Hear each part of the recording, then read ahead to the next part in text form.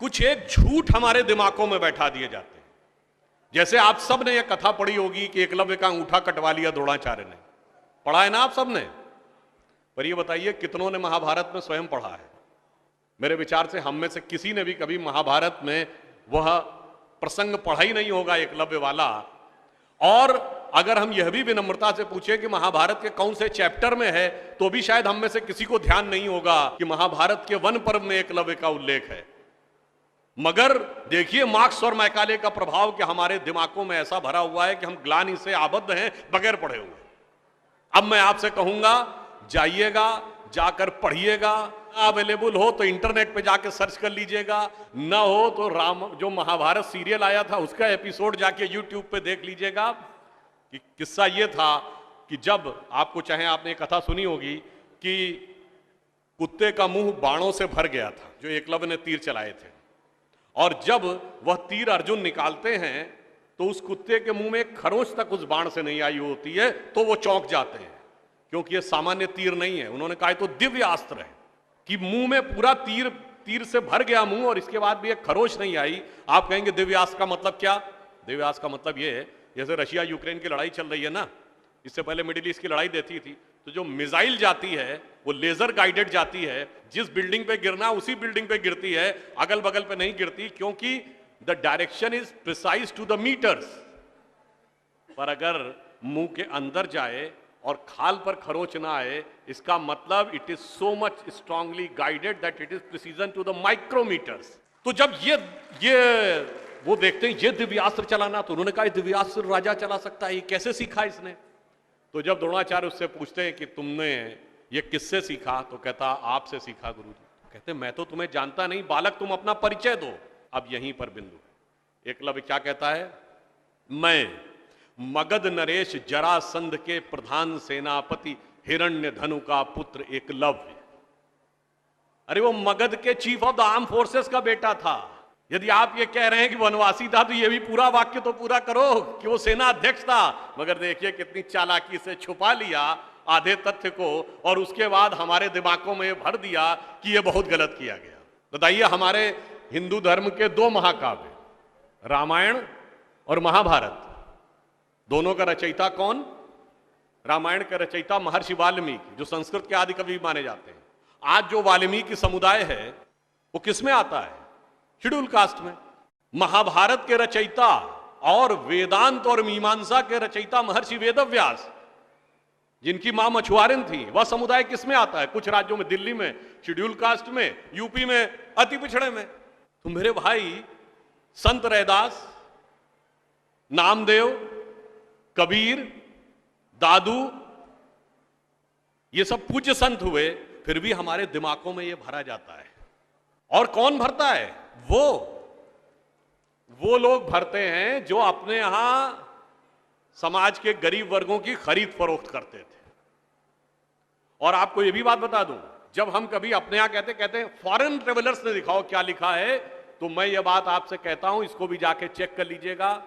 किसी foreign traveller का सबसे ऑथेंटिक जो रेफरेंस माना जाता है, वो चंद्रगुप्त मौर्य के समय में मेगस्थनीज आया था ग्रीस से, जिसने अपनी किताब लिखी है इंडिका, आज से 2300 साल पहले।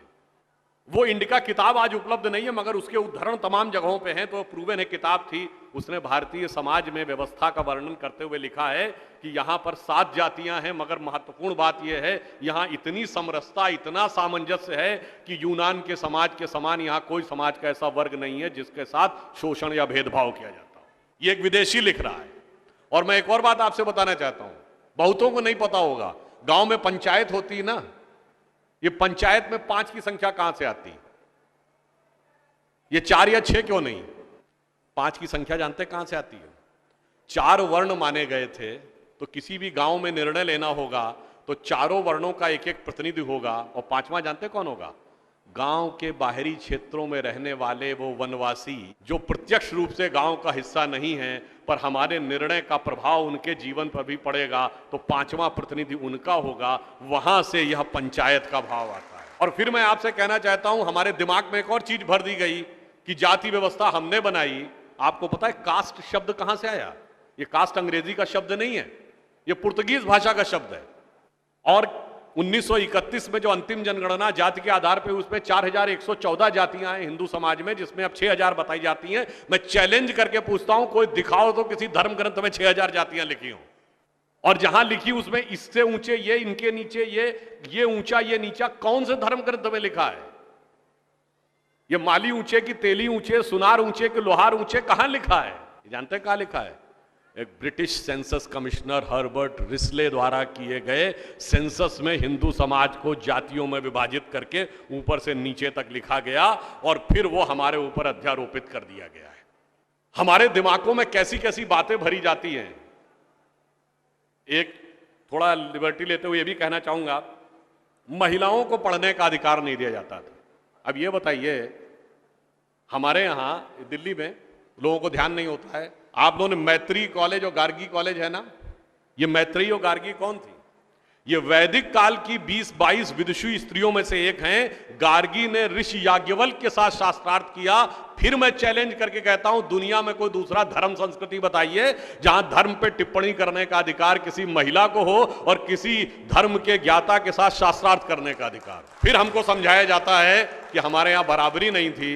अरे आप सबको याद हो, सबसे प्रख्यात शास्त्रार्थ कौन सा है? आचार्य मंडन मिश्र और आदि शंकराचार्य के बीच में, दोनों के बीच में जो शास्त्रार्थ हुआ उसका जज कौन था? आचार्य मंडन मिश्र की पत्नी उभय भारती। फिर मैं चैलेंज करके पूछता हूं, पहले दुनिया कोई धर्म बताइए जहां टिप्पणी करने का अधिकार स्त्रियों को हो और जज बनने का अधिकार हो डिस्कशन में। उसके बाद हमसे कहते हैं कि साहब बराबरी नहीं थी।